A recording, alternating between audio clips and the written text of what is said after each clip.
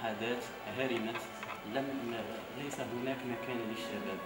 واش هذا دليل على أنه مصالح شخصية الأحزاب؟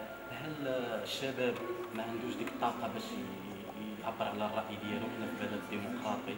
Cette année, je suis la lumière de tout ce qui est passé dans le monde. On a pensé à une conférence pour un peu mettre la lumière sur les jeunes et savoir leur intérêt par rapport à la politique. Est-ce qu'ils s'intéressent? Non? Oui. Est-ce qu'ils ont voté? On était surpris par le non. أيها الشباب، أهلا وسهلا وألف مرحبا بكم معنا في عالمنا. ما الحب إلا لوطنه، وما الوفاء إلا لملكه، وما الرمال الذهبية إلا في الصحراء المغربية، وما شعارنا إلا الله الوطن الملك.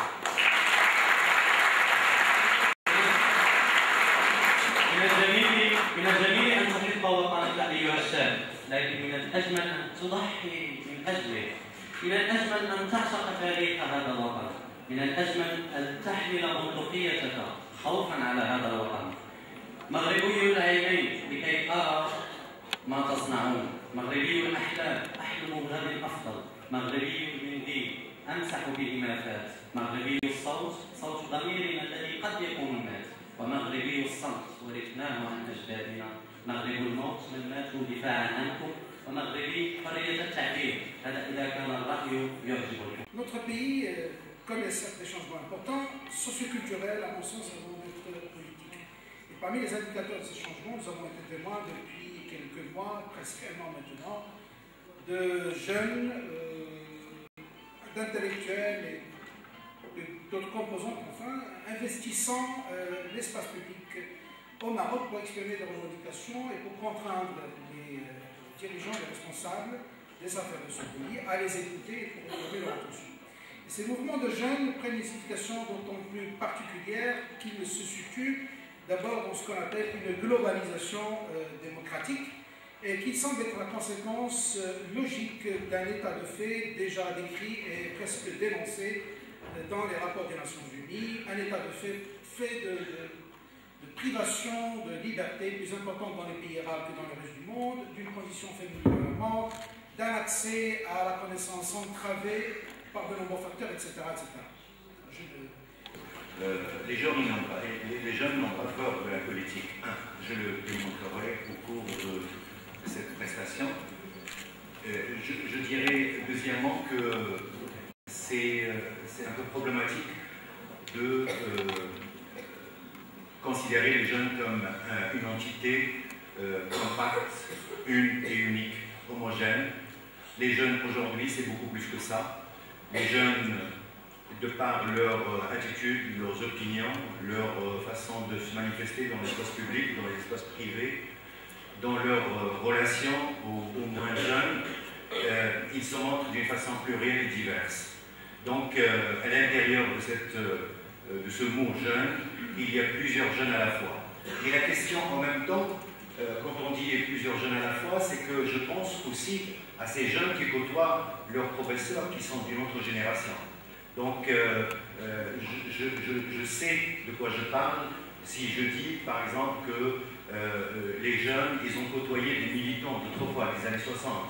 J'ai un problème peut-être de définition biologique. Parce qu'on parle très souvent de jeunes, et je ne sais pas où est-ce qu'il faut mettre la barre. Si les jeunes, c'est 25 ans, ou 20 ans, ou 40 ans, alors je vais le dire avec beaucoup de courage, si un jeune, c'est moins de 40 ans, ben notre roi n'est plus jeune. Notre roi a 48 ans. Il n'est plus jeune. Si notre définition de la jeunesse, c'est la biologie, je pense qu'il faut faire attention à la définition des choses. La jeunesse, c'est dans l'esprit, c'est dans le cœur, c'est dans l'action, c'est dans un certain nombre de choses. Il faut faire très attention aux définitions, parce qu'on parle beaucoup de jeunes. Il y a un adage qui dit, et vous le savez tous certainement mieux que moi, si jeunesse savait et si vieillesse pouvait. Très intéressant. Si jeunesse savait, si vieillesse pouvait. Le moment fort, les jeunes ont voté ou pas. Une déclaration d'après eux, mais qui a reflété un énorme chiffre qui est de 72% de personnes qui n'ont pas voté. seulement 28% des étudiants qui ont voté. Au niveau culturel, au niveau des politiques publiques, etc. On ne peut pas dire « je veux que l'éducation s'améliore, je veux que la recherche scientifique prenne la place qu'il faut dans notre société, je veux avoir accès à la santé, etc. » si je ne connais pas comment marche cette machine infernale qui est la politique. Aujourd'hui, les jeunes, pour une grande majorité, disent qu'ils placent leur espoir en le PJD. On peut aussi essayer d'expliquer cela, parce que c'est un parti qui n'a jamais été au gouvernement, et les jeunes pensent que le fait que le PJD intègre le gouvernement, les choses vont pouvoir peut-être changer. C'est un espoir, mais le PJD aujourd'hui, je vous le dis, il est au gouvernement, le chef du gouvernement sera du PJD, mais le PJD n'aura pas le pouvoir. Tous les objectifs qu'on se fixe au sein d'un parti politique et automatiquement, évidemment, on prend souvent des mesures qui peuvent paraître incompréhensibles si nous n'avons pas, et là je rejoins entièrement Nabila, si on n'a pas la culture politique. Donc pour faire de la politique, il faut absolument essayer d'engranger une culture politique pour pouvoir juger, parce que il ne faut pas prendre la politique comme une mode et à ce moment-là s'engager dans un mouvement que l'on ne peut pas contrôler, où on se déconsidère par rapport à un certain nombre de valeurs, mais on s'aperçoit trop tard qu'en fait, on a choisi une voie sans y avoir pensé. C'est tous les citoyens d'un pays, les jeunes et les moins jeunes. Considérant que je suis un citoyen marocain qui aime ce pays et qui voulait faire en sorte que ce pays puisse avancer et aller de l'avant et régler les déficits sociaux majeurs auxquels nous assistons tous les jours. Quand vous sortez d'ici, à tous les feux rouges, vous êtes interpellés. Dans les rues, vous êtes interpellés. Et moi, j'ai été interpellé de façon encore plus sérieuse pendant ma campagne électorale, j'en parlerai peut-être tout à l'heure. Vous allez voir le vrai Maroc. Le vrai Maroc, ce n'est pas ces jeunes qui sont ici. Le vrai Maroc est un Maroc qui souffre socialement, sur le plan de l'emploi, sur le plan culturel, sur le plan des valeurs, sur le plan des repères. Nous avons une société qui est malade. Aujourd'hui, s'intégrer en politique, c'est contribuer dans un cadre organisé, un cadre politique, à faire avancer un certain nombre d'idéaux et de valeurs afin de faire avancer le Maroc vers un cheminement meilleur. Au Maroc, jusqu'à il n'y a pas très longtemps, on avait honte de faire de la politique. Parce qu'on avait peur de la politique. Et avant, on avait peur de faire de la politique. Tout à fait. Je dis ça, moi, mon père, il a été emprisonné. C'est-à-dire que c'est parmi les militants de l'ISFP qui ont fait la prison, qui sont morts en prison. Je veux dire, mais avant, on ne faisait pas la politique. Mais maintenant, je pense, moi, je suis plus optimiste que mon amie Nabila. Je suis d'accord avec elle sur certains points, mais pas d'autres, je reviendrai là-dessus. Mais je pense sincèrement que tout le monde maintenant doit s'intéresser à la politique et faire de la politique de l'intérieur des institutions. C'est-à-dire participer aux élections, faire de la politique de l'intérieur des institutions. J'aurais aimé avoir ce débat alors que le gouvernement soit formé. J'aurais aimé. Pour que je vous dise une chose, pour que je sois sûre qu'on a pris l'autoroute. ومادام درتو الثقه في العداله والتنميه غنقولوا بالدارجه المغرب العداله والتنميه غادي يحمر الوجه ديال المغرب. ونهار المغرب نهار العداله والتنميه يلقى المسامر ديال الميدان اللي غادي يوقفوا ليه في الطريق غادي يلوح لهم الساروت وغادي يهود الشارع.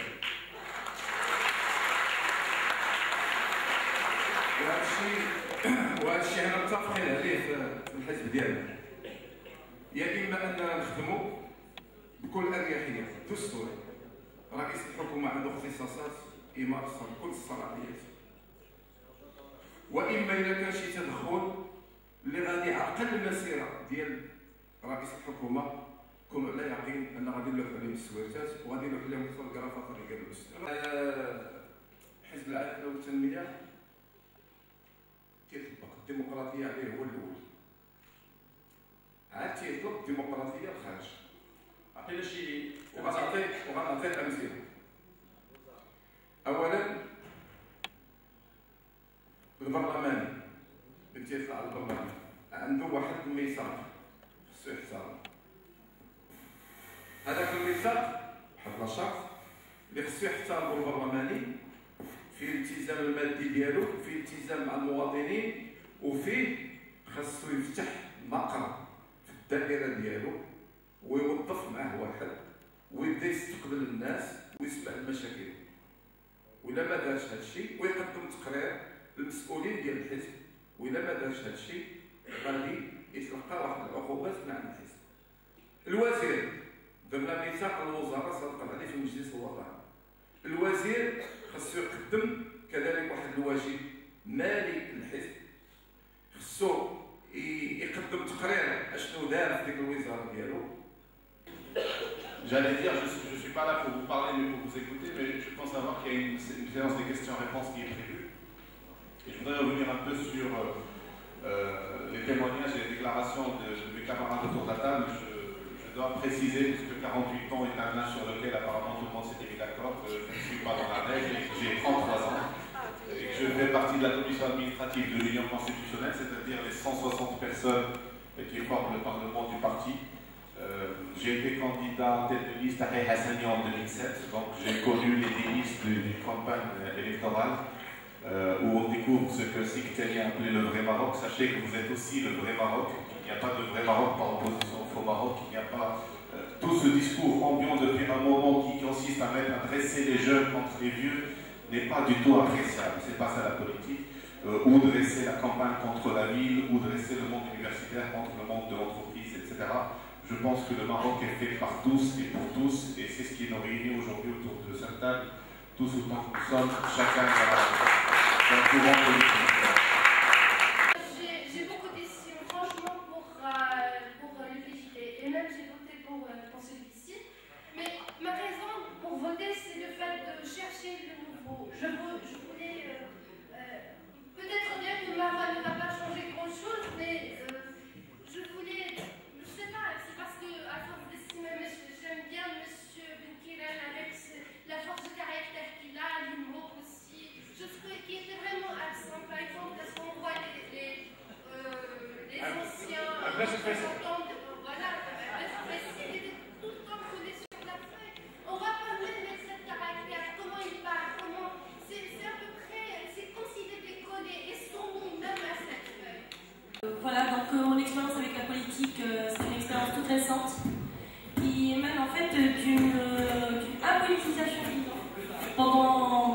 J'ai quand même également 33 ans, donc voilà, tout à fait.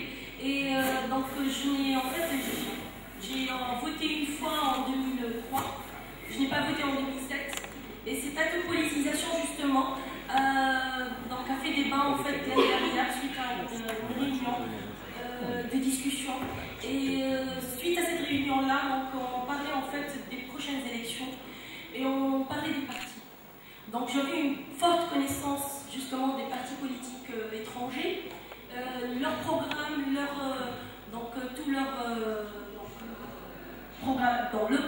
programme, les représentants, etc.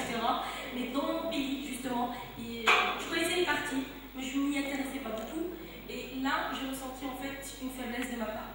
أود أن أشكر جميع المتدخلين أيها الحضور الكريم، تشكرا جزيلا للأستاذ نبيل الدهر، الأستاذ عبد الباقي بلفقي، الأستاذ عبد الملك التالي، الأستاذ أحمد زكي، الأستاذ طارق الشناش، السيدة المحترمة سلوى بن الخزيز قرقري، أستاذ محترم أيضا بروفيسور هيكل جعفر، الأستاذ نور الدين القربال، لبنى الوضغيري ونبيلة منير على فيريتابلومون العشية دوزنا جميع الله واحد العشية une après-midi magnifique, plein d'enseignements et on a tiré beaucoup de choses.